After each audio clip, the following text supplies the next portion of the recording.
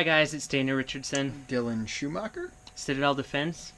So today we want to talk to you about carrying around in the chamber, right? I think this debate, honestly, is mostly over. I think most of us these days are going to carry a gun with around in the chamber. But I think there are still some people out there, or there are some people who are just getting into guns, where that's a scary prospect. Yeah. What do you mean carry it with around in the chamber? Especially because most modern guns now, they don't have safeties, right? So that freaks people out. So, the whole don't carry around in the chamber, it started... William E. Fairban, I believe is how you pronounce that, in the 1920s. So he wrote this book about shooting to live with one hand. I think that's the title of it. And basically he advocated, what we call Israeli carry, right? Don't carry around in the chamber. So gun comes out, you're gonna rack it, and then you're gonna go. Back then in the 1920s and for a long time with semi-auto pistols, they were not drop safe. So they didn't carry around in the chamber because if you dropped the gun, it could go off.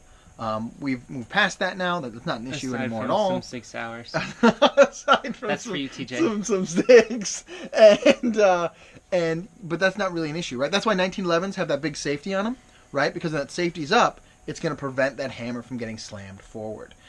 So since then, we've started to kind of move away from whether or not to carry around in the chamber, right? Browning said, carry around. So, for those of you who don't know, not carrying around in the chamber, it's called Israeli carry, because for a long time, the Israelis didn't carry around in the chamber, so they had to rack it every time. And as far as I know, currently, in Israel, it is illegal as a citizen to carry with around in the chamber. So they have to come out and rack every time. I did not. Oh, yeah, That's yeah, and I think for the military and police, too. So, for the most part, they don't carry around in the chamber. So, Israeli carry. But... we're not in Israel. We're in America. So, Daniel, should people carry with around in the chamber? Absolutely should carry around in your chamber because if you need your gun, you want it to be ready to go immediately. And this is similar to why we don't believe safeties should be on your gun, because it's another hindrance in getting the trigger pulled on the threat. So you want to be ready to go at the drop of a hat. So I believe you should always keep around in your chamber. Now, you can practice... and get pretty fast at Israeli carry and racking the slide before you have to shoot. But it's another thing to worry about. Not to mention, what if you're one-handed? You never really know. And I get that it's really scary. For the first 3 months that I carried a firearm, I did not keep around in the chamber. But I think if you practice the 4 rules of safety, if you're situationally aware, nothing bad's going to happen.